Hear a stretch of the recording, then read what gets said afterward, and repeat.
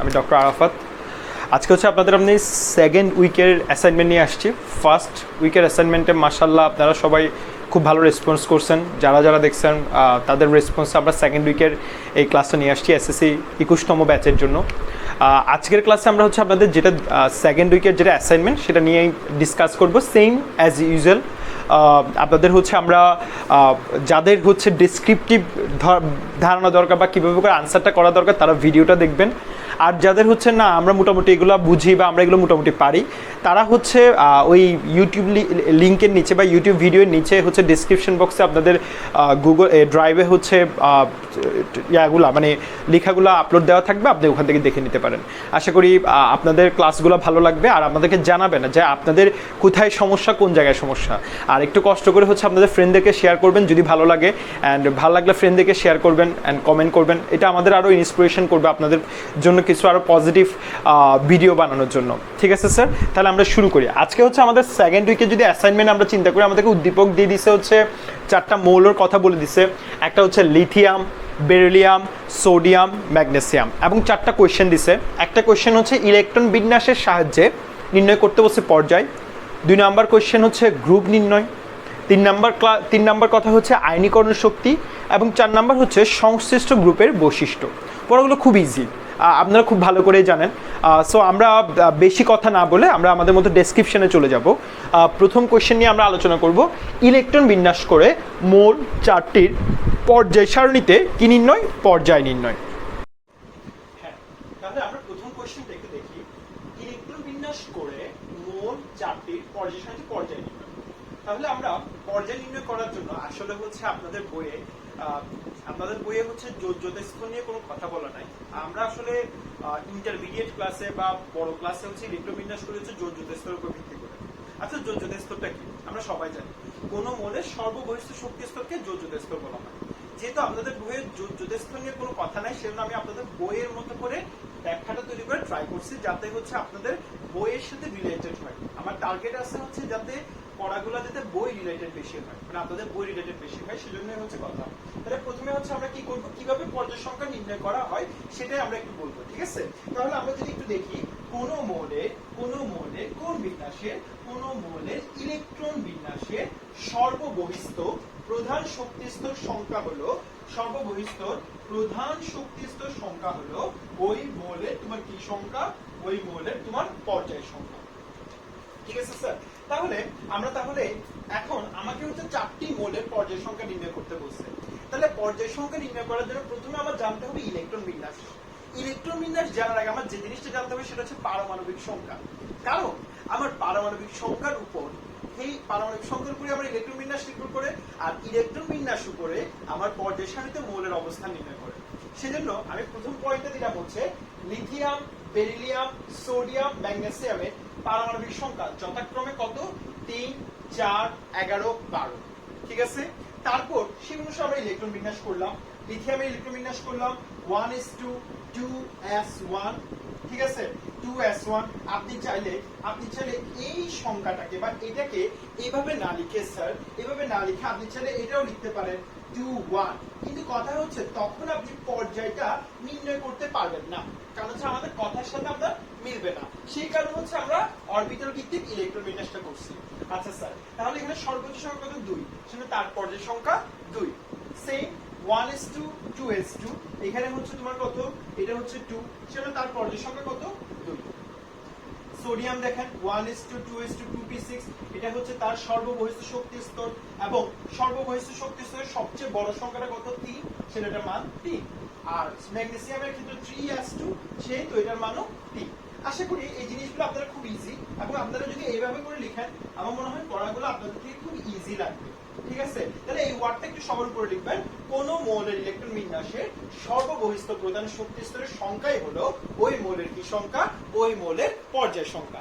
আশা করি এই পড়াটা বা এই কোশ্চেনটা আপনাদের সলভ করা বা বোঝা শেষ। আমরা হচ্ছে 2 নম্বর পড়ায় চলে যাব। ইলেকট্রন বিন্যাস করে মৌল 4টি কি নির্ণয়? অবশ্যই গ্রুপ নির্ণয়। হ্যাঁ স্যার, আমরা হচ্ছে 2 নম্বর কোশ্চেনে আসি। 2 নম্বর কোশ্চেনটা কি ছিল? ইলেকট্রন বিন্যাস করে মৌল 4টির পর্যায় সারণীতে কি নির্ণয়? পর্যায় সারণীতে গ্রুপ নির্ণয়। ঠিক আছে স্যার, তাহলে আমাদের এই এই এটার জন্য হচ্ছে আমরা প্রথমে একটু সুন্দর করে এই কথাগুলো একটু গুছায় লিখতে হবে, কারণ মৌল সংখ্যা নির্ণয় করার জন্য মানে মৌলের গ্রুপ সংখ্যা নির্ণয় করার জন্য কথাগুলো গুছায় লেখা অনেক বেশি দরকার, ঠিক আছে? সে কারণে হচ্ছে আমরা কথাগুলো প্রথমে গুছায় লিখবো, তারপর হচ্ছে আমরা এক্সপ্লেইন করবো। আমরা সবাই জানি এগুলো সবগুলো, তাও একটু বলা, কোন গ্রুপে মৌলটি অবস্থিত তা জানার জন্য মৌলটির ইলেকট্রন বিন্যাসগত অরবিটাল অ্যান্ড সর্ববহিস্থ স্তরের ইলেকট্রন সংখ্যা জানা প্রয়োজন। অনেক স্যার বা অনেক ভাইয়া সর্ববহিস্থ স্তর ইলেকট্রন বলতে চায় না, তারা বলতে চায় যোজ্যতা ইলেকট্রন। তাহলে স্যার দুইটার মধ্যে কি ডিফারেন্স আছে? না স্যার, দুইটার মধ্যে কোনো ডিফারেন্স নাই। সর্ববহিস্থ স্তর বলতে যে কথা, সর্ববহিস্থ স্তরের ইলেকট্রন সংখ্যা বলতে যে কথা, যোজ্যতা ইলেকট্রন বলতে সেম কথা। কেউ এই লাইনটা না লিখে ডাইরেক্ট যোজ্যতা ইলেকট্রন লিখতে চায়। বললাম না, আমরা ট্রাই করতেছি আপনাদের বইয়ের মতো এক্সপ্লেইন করার জন্য, সেখানে এই কথাটা লেখা, নাইলে আপনি এখানে যোজ্যতা ইলেকট্রন লেখাটা অনেক বেশি ভালো।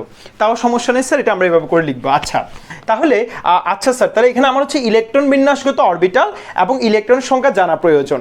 তাহলে আমার প্রথম কাজ হচ্ছে তার ইলেকট্রন বিন্যাস করা এবং সে কোন অরবিটালে অবস্থিত তার উপর তার গ্রুপটা নির্ণয় করা। তাহলে আমাদের অরবিটালের উপর যদি ডিপেন্ড করে হচ্ছে আমরা গ্রুপ সংখ্যা নির্ণয় করি। আমরা সবাই জানি আমরা 4টা অরবিটাল নিয়ে কথা বলি, একটা হচ্ছে S, একটা হচ্ছে P, একটা হচ্ছে D, একটা হচ্ছে F। আমাদের 9-10 লেভেলের জন্য আমরা SP নিয়েই থাকতে পছন্দ করি, আমরা ডিতে যাই না। তাহলে এইখানে যদি আমি একটু দেখি স্যার, আমার হচ্ছে প্রথমে সেম অ্যাগেন আমার ইলেকট্রন বিন্যাস করার জন্য বা গ্রুপ সংখ্যা নির্ণয় করার জন্য আমার যে জিনিসটা সবচেয়ে বেশি দরকার সেটা হচ্ছে পারমাণবিক সংখ্যা, আরেকটা হচ্ছে কি বিন্যাস, আরেকটা হচ্ছে ইলেকট্রন বিন্যাস। তাহলে আমি প্রথমে এই জিনিসটা একটু জেনে নিচ্ছি। তাহলে লিথিয়াম, বেরিলিয়াম, সোডিয়াম, ম্যাগনেসিয়ামের পারমাণবিক সংখ্যা যথাক্রমে তোমার কত?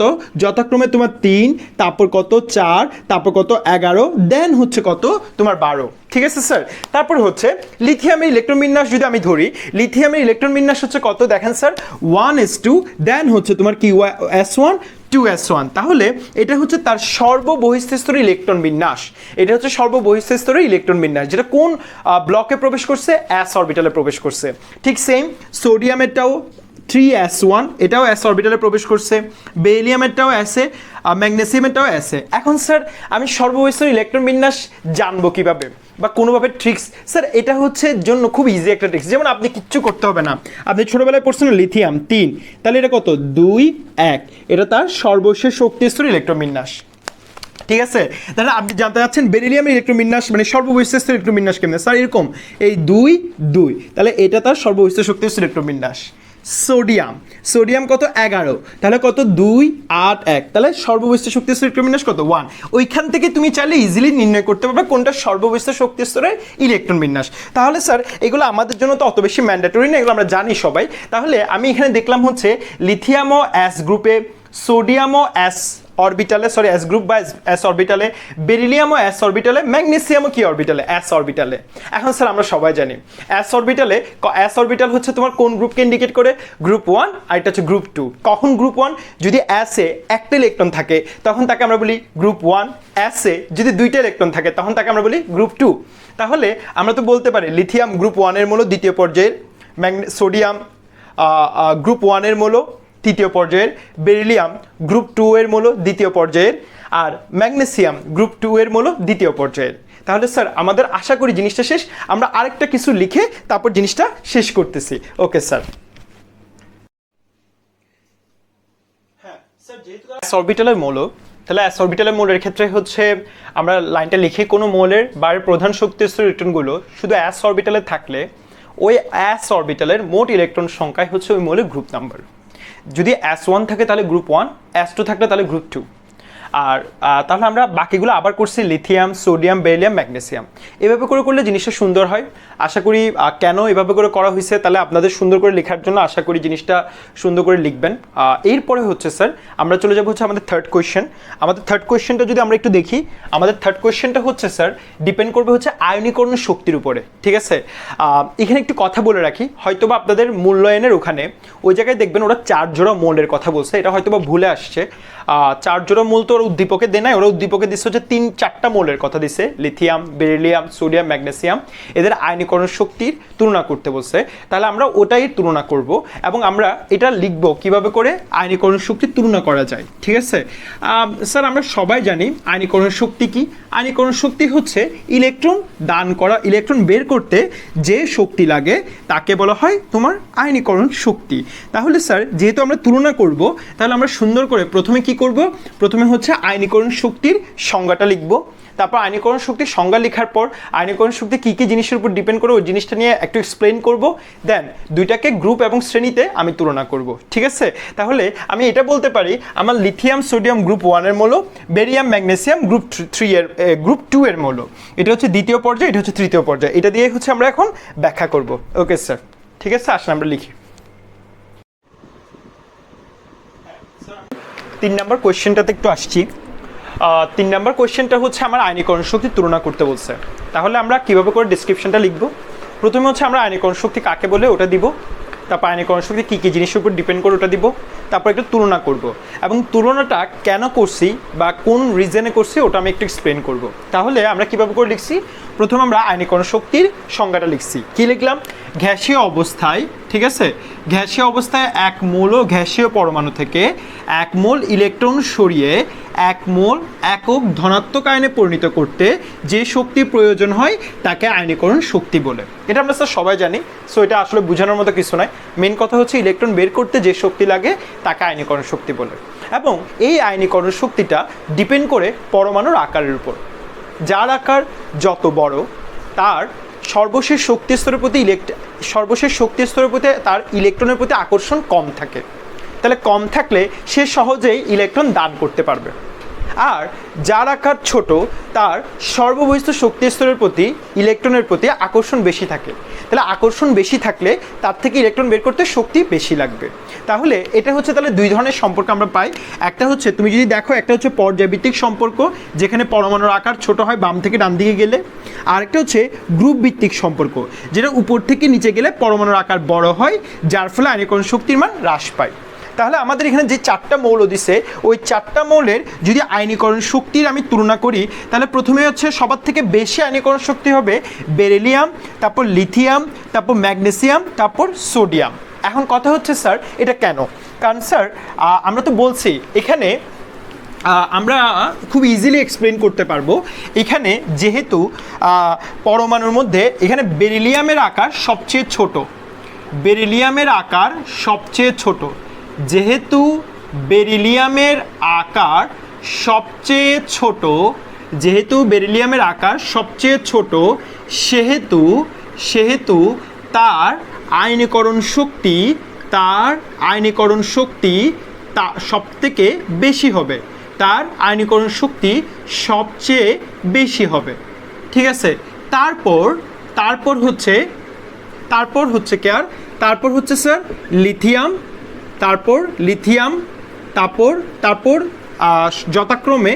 তারপর যথাক্রমে লিথিয়ামের, দেন ম্যাগনেসিয়ামের এবং সোডিয়ামের আয়নীকরণ শক্তি বেশি হবে। ঠিক আছে, দেন যথাক্রমে লিথিয়াম, ম্যাগনেসিয়াম, সোডিয়ামের, মানে সবচেয়ে বেশি হবে লিথিয়ামের, তারপর এই ম্যাগনেসিয়ামের, তারপর হচ্ছে সোডিয়ামের। ঠিক আছে, আয়নীকরণ শক্তির মান এটা স্যার আপনি জাস্ট এটা লিখবেন, তারপর যথাক্রমে লিথিয়াম, ম্যাগনেসিয়াম, সোডিয়াম হবে, এই লাইনটা লিখলেই হবে। ঠিক আছে, তাহলে এই জন্যই হচ্ছে সেজন্য হচ্ছে এখানের মধ্যে আমরা আয়নীকরণ শক্তির কার বেশি হবে, বেরিলিয়াম, লিথিয়াম, ম্যাগনেসিয়াম, সোডিয়াম। আপনি চাইলে স্যার এটা এই লাইনটা এর পরে লিখতে পারেন, মানে আপনি চাইলে এটা এইভাবে করে লিখতে পারেন, beryllium, lithium, magnesium and sodium. ঠিক আছে, তাহলে এটা কী শক্তির ক্রম স্যার, এটা যদি আমরা একটু দেখি এটা কী শক্তির ক্রম, তাহলে এটা স্যার হচ্ছে আয়নীকরণ শক্তির ক্রম। এটা হচ্ছে কী শক্তির ক্রম, এটা হচ্ছে স্যার আয়নীকরণ শক্তির ক্রম। ঠিক আছে, আশা করি আপনাদের পড়াটা খুব ইজিভাবে পড়ছেন। ঠিক আছে, এবং এগুলো খুব ইজি পড়া স্যার, আপনারা পড়ে আসছেন। আশা করি এটা নিয়ে তেমন কোনো সমস্যা হবে না, এটা এভাবে করে ডিসক্রিপশনভাবে লিখবেন। আর যদি প্রবলেম মনে হয় আমাকে একটু কষ্ট করে বলবেন গ্রুপে। ঠিক আছে, ওকে স্যার। 4 নম্বর কোয়েশ্চেনটা হচ্ছে গ্রুপ বা শ্রেণীর বৈশিষ্ট্য। তাহলে আমরা এতক্ষণ ধরে তো স্যার আমরা জানি হচ্ছে লিথিয়াম এবং সোডিয়ামের যেটা ইলেকট্রোবিন্যাস করছি, ওইখানে আমরা জানি হচ্ছে তাদের সোডিয়াম এবং ইলেকট্রোবিন্যাস থেকে জানা যায় হচ্ছে তারা হচ্ছে গ্রুপ 1-এর মৌল, এবং বেরিলিয়াম ম্যাগনেসিয়াম যেখান থেকে জানা যায় হচ্ছে সেটা হচ্ছে গ্রুপ 2-এর মৌল। তাহলে তাদের বৈশিষ্ট্যগুলো আমরা সুন্দর করে লিখবো। এখন স্যার বৈশিষ্ট্যগুলো চাইলে আপনি এভাবে করে লিখতে পারেন, মানে দুটা স্টেপ বাই স্টেপ ভাগ করে লিখতে পারেন, অথবা মানে আমার সাজেশন হচ্ছে আপনি গ্রুপ 1 একদিকে লিখবেন, গ্রুপ 2 একদিকে লিখবেন। আমরা জাস্ট বোর্ড বড় দেখে আমরা এভাবে করে এক্সপ্লেন করতেছি, আপনাদের শিটের মধ্যে আমরা পেজ ভিত্তিক সোজা উপর থেকে নিচে করে দিয়ে দিব, মানে গ্রুপ 1-এরটা একটা দিয়ে দিব, গ্রুপ 2-এরটা একটা দিয়ে দিব। আমাদেরকে তুলনামূলক করতে বলে নাই তো, সো আমাদের তুলনা করতে বললে আমরা এটাই ফলো করব, অথবা নাহলে আমরা এটা এভাবে এক্সপ্লেন করতে পারি, ঠিক আছে? তাহলে গ্রুপ 1-এর অপর নাম হচ্ছে কি ধাতু? ক্ষার ধাতু। আর এটার অপর নাম হচ্ছে মৃৎক্ষার ধাতু। চাইলে লিখে দিতে পারেন, কারণ এই গ্রুপের মৌলগুলোর অক্সাইড কোথায় পাওয়া যায়? মাটিতে পাওয়া যায়, ঠিক আছে? আচ্ছা স্যার, তারপর এদের সর্ববহিষ্ঠ শক্তি স্তরে কয়টি করে ইলেকট্রন দান করে? এটা সর্ববহিষ্ঠ শক্তি স্তরে একটি করে ইলেকট্রন দান করে। তাহলে আমরা যারা জানি ধাতুরা ইলেকট্রন দান করে, অধাতু ইলেকট্রন গ্রহণ করে। যেহেতু ওরা একটা ইলেকট্রন দান করে ওরা হচ্ছে ধাতু, আর ওরা দুইটা ইলেকট্রন দান করে ওরাও হচ্ছে ধাতু, দুইজনই ধাতু। যেহেতু ও খুব তাড়াতাড়ি ইলেকট্রন দান করতে পারে গ্রুপ 1, এ হচ্ছে শক্তিশালী বিজারক, এও বিজারক, বাট গ্রুপ 1 অপেক্ষা কম শক্তিশালী বিজারক। এরা অধাতুর সাথে আয়নিক বন্ধন এবং ধাতুর সাথে, সরি এখানে একটা ভুল হয়েছে, ধাতুর সাথে তারা কোন বন্ধনে আবদ্ধ হবে? ধাতুর সাথে তারা ধাতব বন্ধনে আবদ্ধ হবে। ধাতুর সাথে তারা কোন বন্ধনে আবদ্ধ হবে? ধাতব বন্ধনে আবদ্ধ হবে। তাহলে তারা অধাতুর সাথে সমযোজী বন্ধন, এবং ধাতুর সাথে তারা কি বন্ধনে আবদ্ধ হবে? ধাতুর সাথে তারা ধাতব বন্ধনে আবদ্ধ হবে, ঠিক আছে স্যার? ধাতুর সাথে ধাতব বন্ধনে আবদ্ধ হবে। এরপর স্যার আরও বৈশিষ্ট্য আছেন, আমরা আরও বৈশিষ্ট্যগুলো নিয়ে আপনাদের সাথে আর একটু কথা বলি। সেটা হচ্ছে কি স্যার, এগুলো তো গেল, আরও আসছে স্যার, ঠিক আছে? তাহলে দেখেন স্যার, তারপর হচ্ছে এদের আয়নীকরণ শক্তি কেমন হবে? এদের আয়নীকরণ শক্তি সবচেয়ে কম। এদের আয়নীকরণ শক্তি ইলেকট্রন আসক্তি এবং তড়িৎ ঋণাত্মকতা পর্যায় সারণীর সকল গ্রুপ অপেক্ষা কম হয়। কেন? কারণ হচ্ছে এদের আকার সবচেয়ে বড়, ঠিক আছে? আর এদের আয়নীকরণ শক্তি, সেম লিখবেন স্যার, এদের আয়নীকরণ শক্তি, তারপর হচ্ছে ইলেকট্রন আসক্তি, ঠিক আছে? ইলেকট্রন আসক্তি এবং তড়িৎ কি স্যার? তড়িৎ ঋণাত্মকতা গ্রুপ 1 অপেক্ষা কি হয়? বেশি হবে। কেন বেশি হবে গ্রুপ 1 অপেক্ষা? কারণ স্যার খুব ইজি জিনিসটা হচ্ছে, কেন স্যার? কারণ হচ্ছে স্যার এদের আকার একটু ছোট, কার তুলনায়? গ্রুপ 1-এর তুলনায়, ঠিক আছে? আচ্ছা স্যার, গ্রুপ 1-এর অক্সাইড পানির সাথে বিক্রিয়া করে গ্রুপ 1-এর অক্সাইড পানির সাথে বিক্রিয়া করে আপনার ক্ষার উৎপন্ন করে। পানির সাথে বিক্রিয়া করে আপনার কি উৎপন্ন করবে স্যার? ক্ষার উৎপন্ন করবে, ঠিক আছে? গ্রুপ 1-এর অক্সাইড। ঠিক এদের অক্সাইড অ্যাসিডের সাথে বিক্রিয়া